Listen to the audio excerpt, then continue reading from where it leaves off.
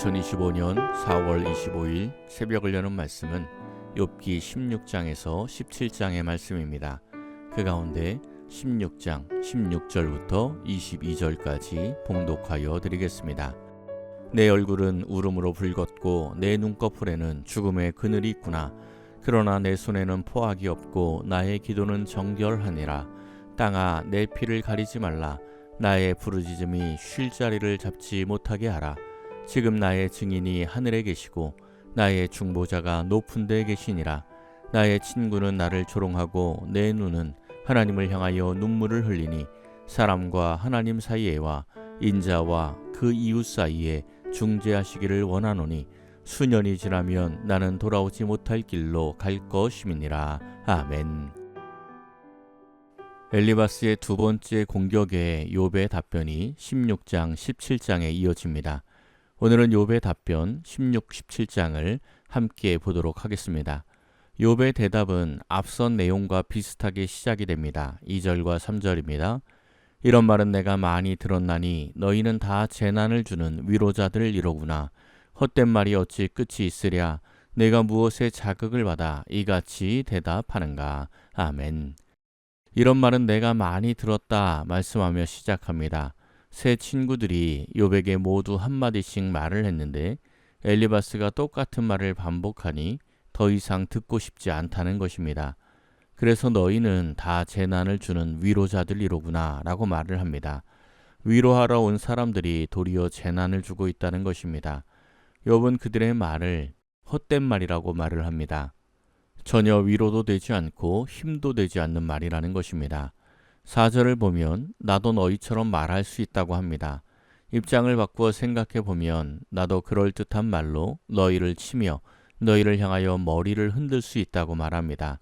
머리를 흔든다는 것은 저주받은 자들에 대하여 조롱을 가하는 표현입니다. 욥이 자신도 욥의 친구들처럼 말할 수 있다는 것은 자신이 까닭없는 고난을 당하기 전에는 그들과 똑같이 생각하고 살았다는 말입니다. 그래서 내가 너희의 입장이 되었다면 나도 너희들처럼 고개를 흔들었을 것이라는 말을 합니다. 이 고난을 당하고 나니 그렇게 할 수 없다는 것을 알게 된 것입니다. 고난 가운데 있는 사람을 위로할 수 있는 사람은 그보다 더 큰 고난을 겪은 사람입니다. 가정치유 상담을 하는 사람들 가운데 유명한 사람들은 거의 대부분이 가정이 깨어졌다가 회복된 사람들입니다. 고난의 경험을 통해서 위로자가 될 수 있었던 것입니다. 그러므로 궁극적인 위로, 죽음까지 위로하는 모든 것을 위로할 수 있는 참된 위로자는 예수님 뿐입니다. 예수님은 가장 낮은 자리로 오셔서 가장 큰 고통, 죽음까지 당하신 분이시기 때문입니다. 또한 예수님께서는 부활 승천하시면서 우리에게 위로자를 보내주십니다. 요한복음 14장 25절에서 27절입니다. 내가 아직 너희와 함께 있어서 이 말을 너희에게 하였거니와 보혜사 곧 아버지께서 내 이름으로 보내실 성령 그가 너희에게 모든 것을 가르치고 내가 너희에게 말한 모든 것을 생각나게 하리라. 평안을 너희에게 끼치노니 곧 나의 평안을 너희에게 주노라.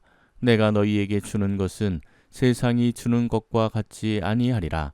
너희는 마음에 근심하지도 말고 두려워하지도 말라. 아멘. 보혜사라는 말이 위로자, 중재자라는 뜻입니다. 고난 가운데 있는 성도가 참된 위로를 받는 것은 오직 성령을 통해서만 가능합니다. 욥을 위로하겠다는 친구들은 도리어 재난이 되었습니다. 그래서 욥은 답답함을 호소합니다. 6절과 7절입니다. 내가 말하여도 내 근심이 풀리지 아니하고 잠잠하여도 내 아픔이 줄어들지 않으리라. 이제 주께서 나를 피로하게 하시고 나의 온 집안을 패망하게 하셨나이다. 아멘. 사람들 앞에서 말을 해보지만 근심은 풀리지 않고 침묵하고 있어도 아픔은 줄어들지 않습니다. 주께서 피로하게 하시고 나의 온 집안을 패망하게 하셨기 때문이라 말을 하고 있습니다. 16절까지의 내용을 보면 10절에서 무리들이 대적한다는 말 외에는 전부 하나님이 나를 적대시하고 나를 버리시고 나를 치신다고 탄식합니다.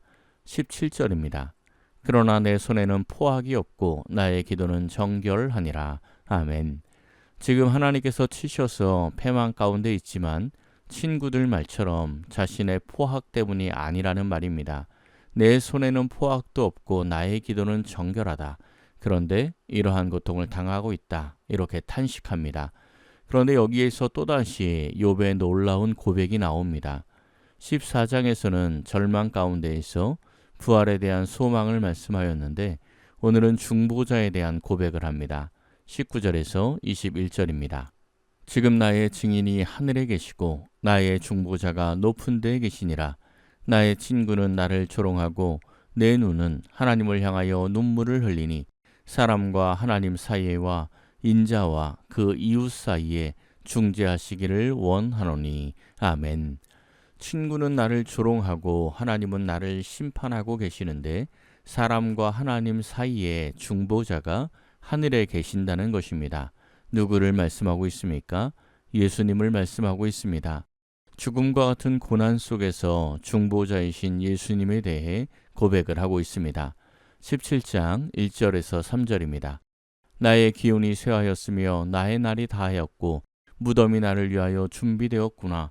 나를 조롱하는 자들이 나와 함께 있으므로 내 눈이 그들의 충동함을 항상 보는구나. 청하건대 나에게 담보물을 주소서. 나의 손을 잡아줄 자가 누구리이까. 아멘. 욥은 중보자에 대한 기도를 하고 있는데 아직 그 실체를 알지 못합니다. 자신의 기운은 쇠하여서 죽어가고 있고 친구들은 조롱하고 있는데 고난 가운데 벗어날 길이 없습니다. 그러니 나에게 담보물을 달라고 기도합니다. 중보자에게 자신에 대해 보증을 해달라고 기도하는 것입니다. 17장 8절에서 9절입니다.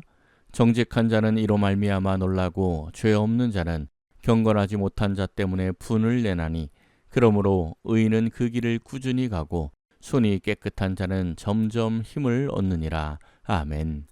정직한 자와 경건한 자가 욥이 당하는 이런 고난을 보고 놀라고 분노하겠지만 의인은 그 길을 꾸준히 가고 손이 깨끗한 자는 점점 힘을 얻는다고 고백합니다.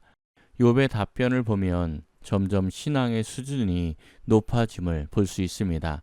어제 말씀드린 바와 마찬가지로 욥의 기도는 오르락내리락 합니다. 하나님을 의지했다가 다시 원망하는 일들이 반복됩니다. 오늘도 중보자를 발견하고 소망을 갖고 기도하다가 또다시 절망에 빠집니다. 11절입니다. 나의 날이 지나갔고 내 계획, 내 마음의 소원이 다 끊어졌구나. 아멘. 내 계획이나 마음의 소원이 다 끊어졌다고 고백합니다. 욥은 이러한 현실 속에서도 하늘에 계신 중보자에게 의탁하고 보증으로 담보물을 달라고 기도하고 있습니다. 욥의 이 기도에 대한 응답을 우리는 이미 받고 살아갑니다. 하늘의 중보자 예수님께서 우리에게 오셨고 그 담보물로 십자가를 주셨습니다. 이 새벽 기도하는 성도님들은 십자가를 통하여 위로를 얻고 소망을 발견하기를 소원합니다. 또한 새벽마다 보혜사 성령의 임재를 간구하여 날마다 성령의 위로하심과 도우심 가운데 살아가기를 예수님의 이름으로 간절히 축원합니다. 기도하겠습니다. 사랑의 하나님, 이 새벽 기도하게 하시니 감사드립니다. 욥이 고난을 통해 하늘에 계신 중보자를 발견함을 보았습니다. 우리는 이미 중보자 예수 그리스도를 만났고 아는 자들이오니 예수님을 확실히 붙들고 살아가게 하옵소서. 성령을 보내주셔서 우리를 위로하시고 도우시고 이끄시는 주의 은혜를 날마다 목도하며 살게 하옵소서. 새벽마다 기도하는 성도들에게 함께하사 성령 충만한 삶을 살아가게 하시고 함께 하시는 주님과 동행하게 하옵소서. 모든 것을 감사드리며 우리 주 예수 그리스도의 이름으로 기도하옵나이다. 아멘. 오늘 말씀을 생각하고 하루를 결단하며 깊은 기도의 자리로 나아가겠습니다.